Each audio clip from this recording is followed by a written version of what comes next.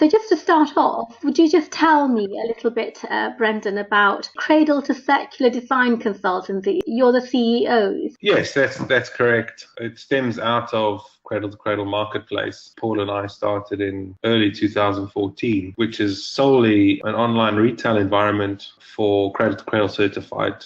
And so you're sort of behind the scenes, working with producers. You're advising in terms of how to create a product from cradle to cradle. Yes, the essence of Cradle to Circular Design Consultancy is to support manufacturers, product manufacturers, to produce Cradle to Cradle certified products. Mm-hmm. So we'll advise them and guide them through the process. It can be quite a rigorous process. Yeah. So the administration of that and the guidance of that is quite particular to the protocols, to the Cradle to Cradle standard. Mm-hmm. So there's not many people out there, particularly here in the UK, who have the kind of access to the knowledge and expertise. So we lend a hand to that. How did you actually start with this initiative? Where did it all begin? Paul and I met. Funny story, actually.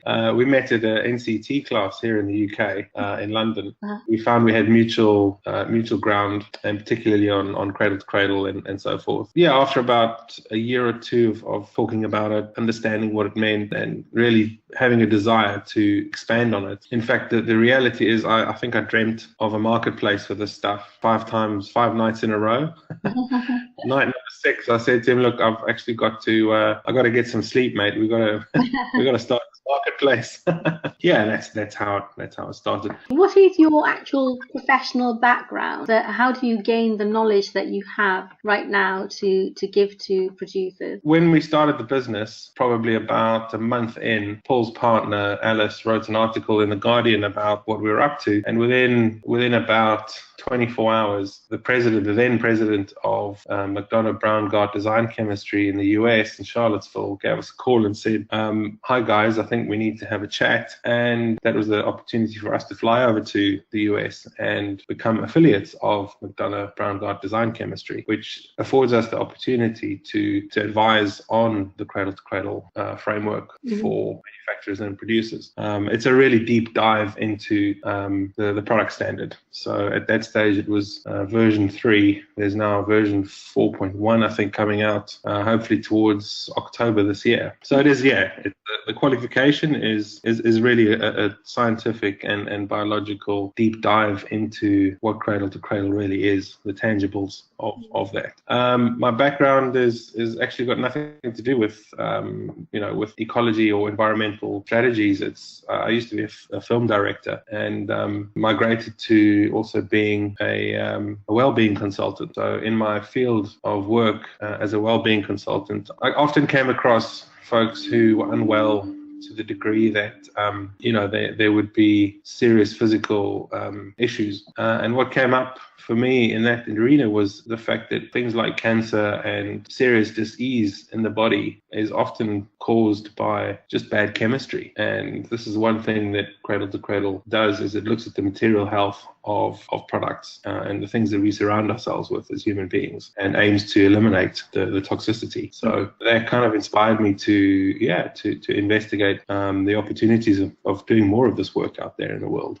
So I closed down my practice and started working on Cradle to Cradle as a method to make the world a healthier place. Well, I can hear a little bit of an accent from you. I think it's South African. Is that right? That's correct, yes. I was expecting you to be sort of Northern European, like from Netherlands or Sweden or somewhere.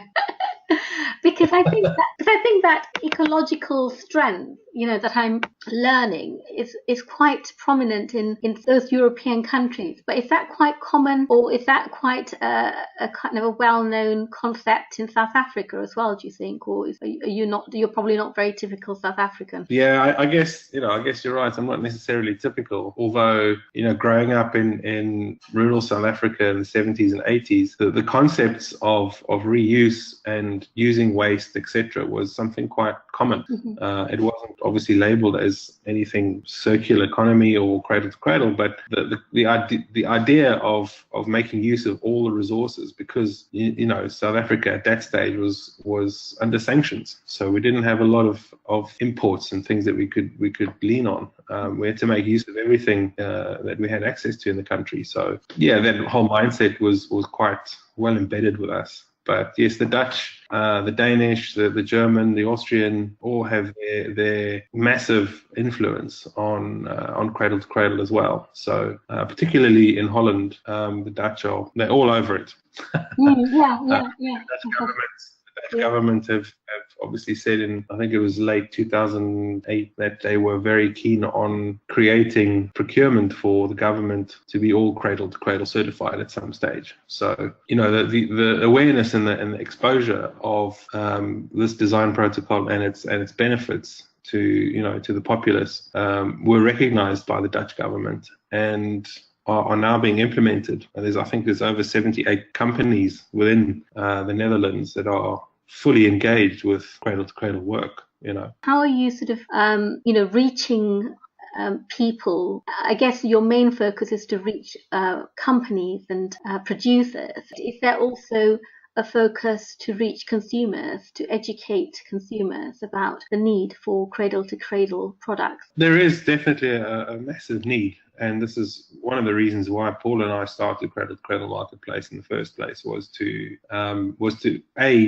give access to these amazing products to the local and general public, but also consumers need to understand what they're buying. So the education element of it has now spawned the consultancy, because we've quickly realized that nobody really knows what Cradle to Cradle is. You can have eco-friendly or eco-effective labels, you can have your sustainability ethos, but unless folks really understand what cradle to cradle certification really means and what it does to a product and what it means to the consumer, they're not going to necessarily engage with buying the products. So education is a massive element of what we do, and that's why, as I said before, we've had to start doing the education bit as well. Consumers are not really that aware. To be fair, our marketplace is ticking over quite happily, but there's not the kind of traffic to the website or the online retail environment that I think we both need and probably would like. The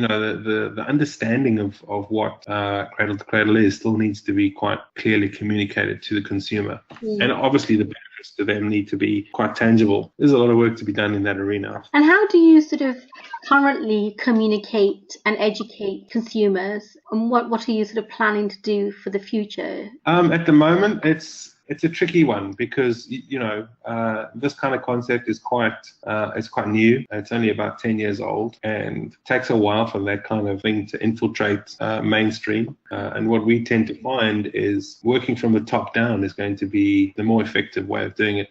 We obviously do a lot of marketing online, videos, promotions, but I think the most effective that we've had to date has been talking to larger companies like Unilever and GNAPpies and those folk who are really engaged in wanting to make a difference, and it'll affect the trickle down sort of strategy. I think once they promote one of their products that is cradle to cradle certified, for example, people start understanding what it is, and they'll be able to tell the story better. And that's really what it comes down to, is being able to tell the story really quickly and succinctly, so the customers can understand that. I guess because they would have a massive supply chain, that would trickle down, I guess. Is that the plan? That if Unilever wants a cradle to cradle product, all their supply chains will have to get in line. That is the work that needs to be done. We're busy with one particular project, which I'm very happy about. Here in the UK, it's the first indigenous cradle to cradle certification that we're doing, and the product is quite a simple product, but the supply chain still has to be assessed for all the criteria within the framework. So although the components are only three or four components, that still has to be assessed. Now you're looking at Unilever, for example, have thousands of products. If we did one or two of them and they started showing the benefits for having the cradle to cradle certification as part of their strategy, I think it would snowball within the company.